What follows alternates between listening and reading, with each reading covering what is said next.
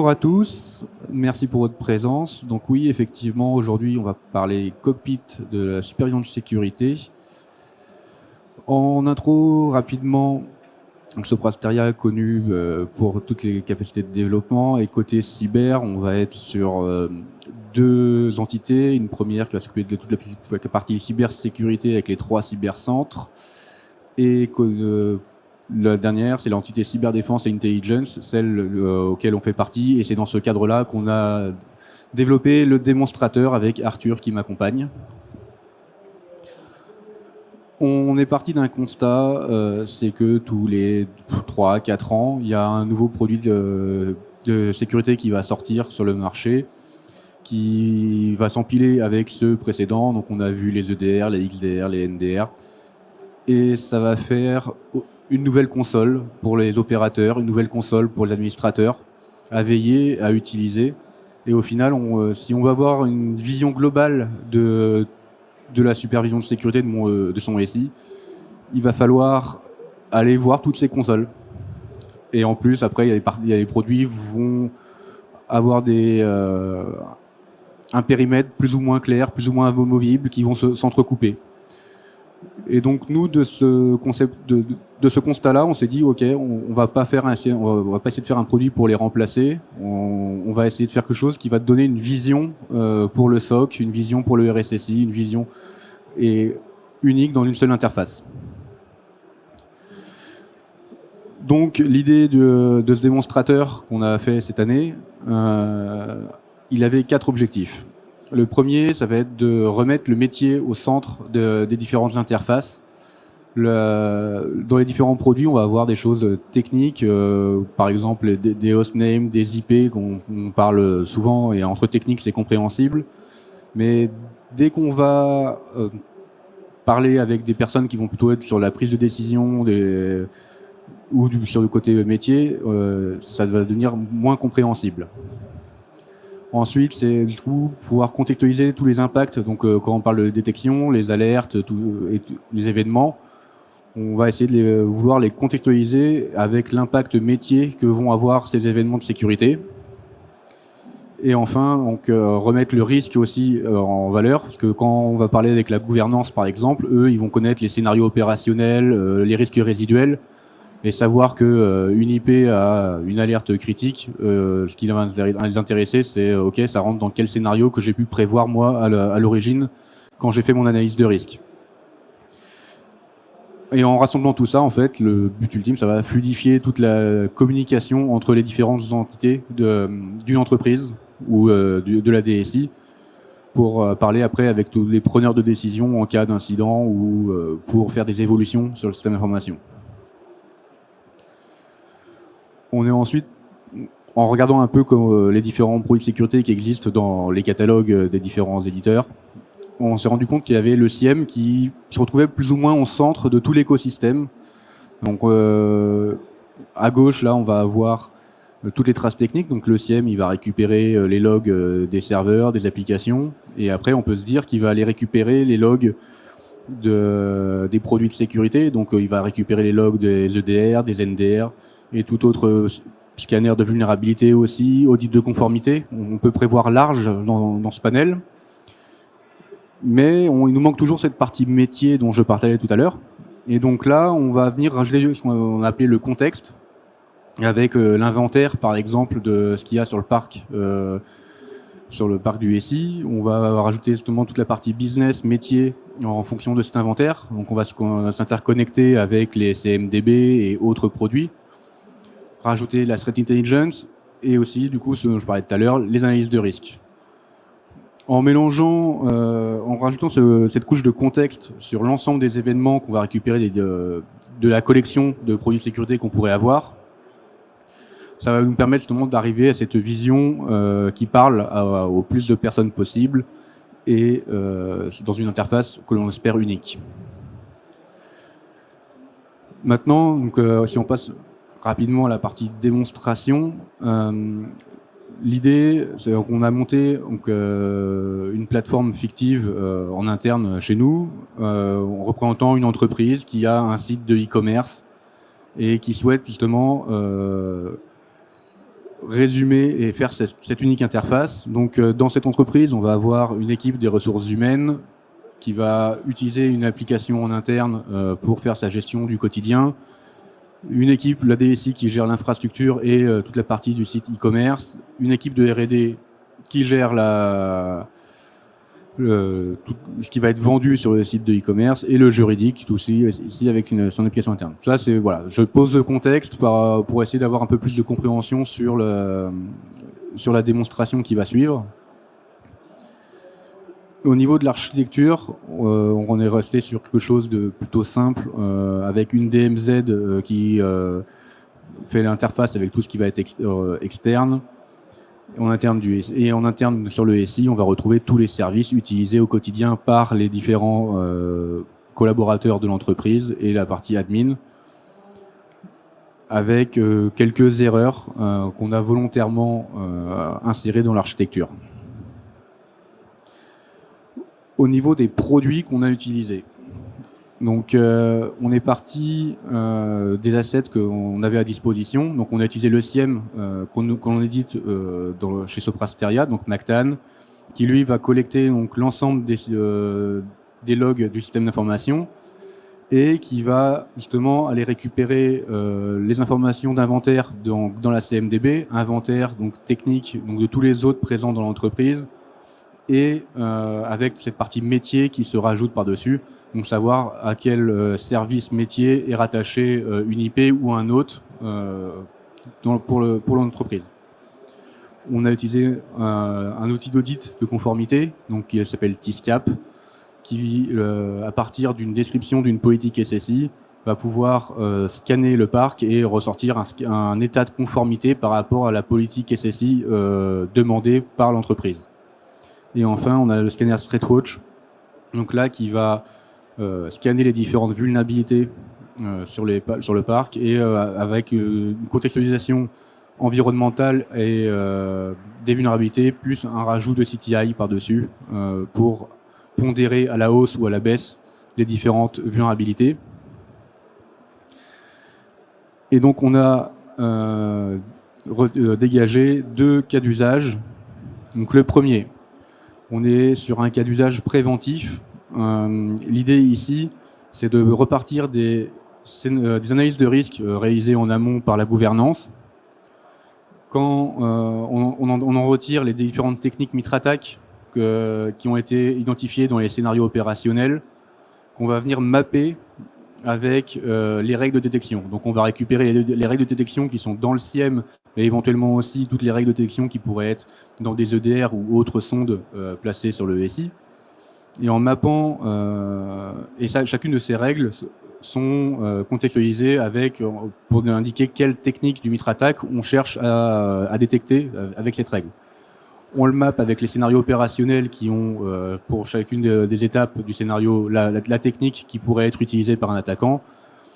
Et à partir de là, on essaie d'avoir cette couverture du risque, et avoir cet état de qu'est-ce que je couvre avec mes différentes règles sur mon système d'information.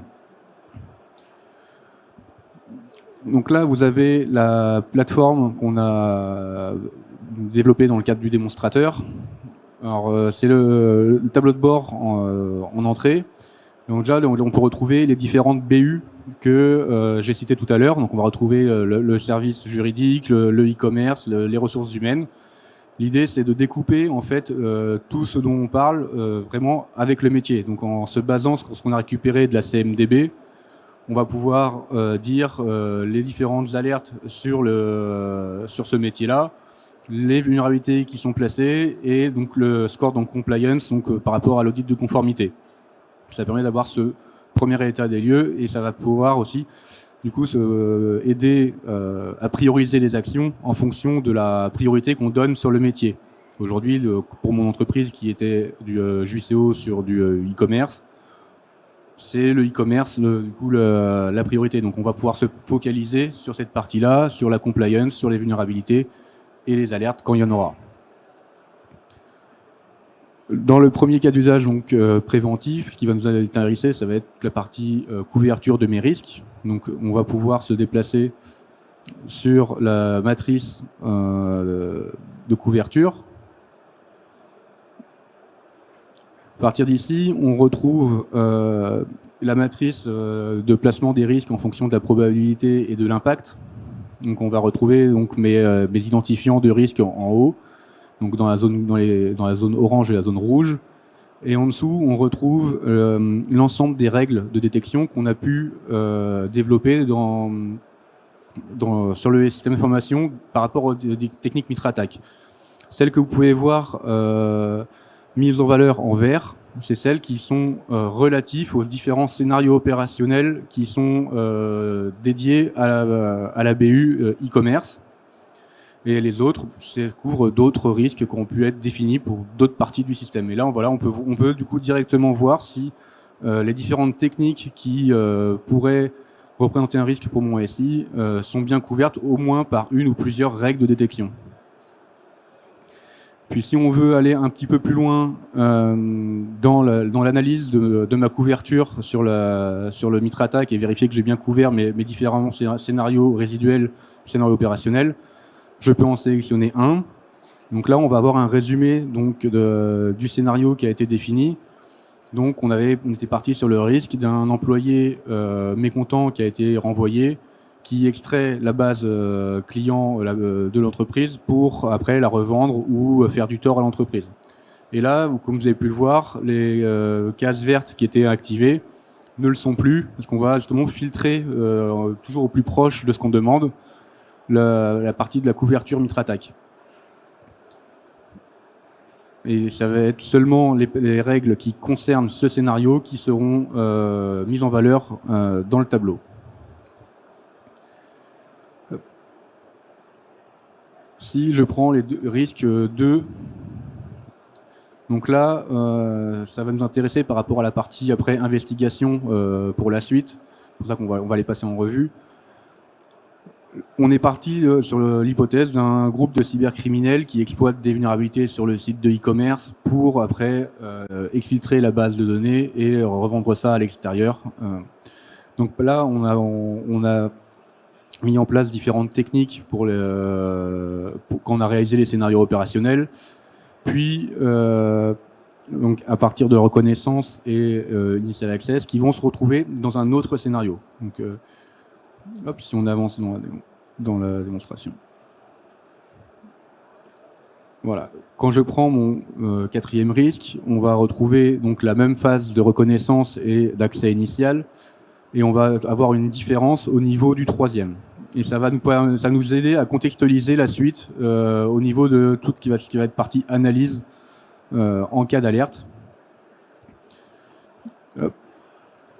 Donc dans le deuxième cas, on va être plutôt dans le cas où j'ai une alerte et j'ai envie de comprendre quels vont être les impacts et où est-ce que ça va éventuellement se passer dans mon système d'information. Donc dans ce cas-là, on prend un peu plus de sources d'informations. On prend donc toute la partie CMDB pour avoir l'architecture du système d'information, le mapping entre la technique et le métier. On garde toujours donc, les analyses de risque. Ça va être comme on en a parlé, c'est vraiment la base sur ce qu'on s'est basé pour ce démonstrateur. Et on va en prendre en plus donc la partie vulnérabilité et rapport d'audit pour pouvoir avoir un premier niveau d'aide à l'analyste pour comprendre éventuellement ce qui s'est passé et agréger l'ensemble des informations et en dégager les impacts métiers. Donc là, dans mon cas, je repars de la première page qu'on a pu voir et on va aller chercher les alertes. Quand je demande à afficher les alertes, on va se retrouver avec une timeline des différentes alertes dans les différentes étapes des scénarios opérationnels qui ont été présentés précédemment. Donc à gauche, vous avez l'alerte avec du haut vers le bas, c'est le temps qui se déroule. Puis chaque colonne, une étape avec l'autre sur lequel s'est déroulée l'alerte. En cliquant sur... si c'est bon.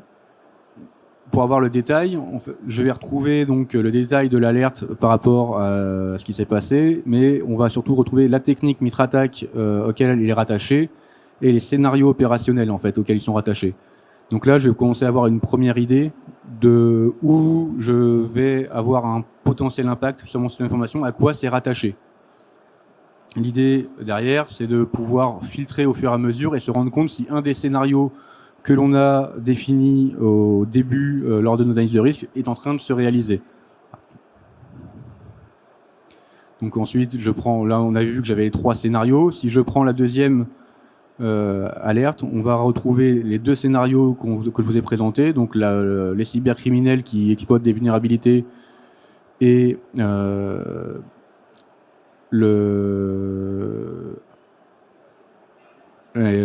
c'est l'amateur qui veut faire exploiter une vulnérabilité pour faire un d'effacement. C'était le 3e scénario. Et enfin, si je vais sur la dernière alerte qui était donnée, on va retrouver donc plus qu'un seul scénario qui, du coup, se trouve sûrement être celui qui est en train de se dérouler sur mon système d'information. Mais surtout, ça va nous permettre de éventuellement anticiper la prochaine étape. Voilà, si j'avais identifié ce scénario-là lors des analyses de risque initiales, c'est que j'avais identifié la faiblesse. Et donc, je vais pouvoir commencer à mettre en place des mesures préventives pour bloquer la suite de l'attaque, pour bloquer les prochaines étapes ou éventuellement vérifier que j'avais une alerte ou que j'ai peut-être pas détecté l'étape suivante. Ça va pouvoir aussi de voir des choses qu'on n'a éventuellement pas vues. Dans le cas où je souhaite investiguer et avoir un peu plus, et là, c'est là qu'on va retrouver la vision globale du système d'information. On va avoir une page qui va permettre de décrire l'ensemble des indicateurs par rapport à un autre donné. Donc là, j'ai pris l'autre qui permet d'héberger mon site de e-commerce. Et donc, je vais retrouver l'état de conformité. Donc là, je peux voir c'est des choses qui ont été mal configurées par la politique de SSI. Je pourrais éventuellement, du coup, revenir et comparer ça avec mes techniques que j'ai identifiées dans le cadre de mes scénarios opérationnels ou de mes alertes. Voilà. J'ai peur d'autres alertes qui remontent et donc vérifier que j'ai pas des non-conformités à mon système, à ma politique du système d'information qui permettrait de l'exploiter. Ensuite, en dessous, on va retrouver la partie vulnérabilité. Donc là, l'idée, c'est de pouvoir afficher directement les vulnérabilités qui sont sur cette hôte-là, avec donc 4 niveaux de score. Donc on va retrouver le score de base, le score CVSS classique, donc de base de temporel. Et on va rajouter en fait le score environnemental. L'idée, c'est toujours aider à prioriser les vulnérabilités et pouvoir mieux filtrer cette partie-là. Donc avec le score environnemental, on va prendre en compte toutes les contraintes du système d'information, la possibilité ou non d'exploiter ces vulnérabilités.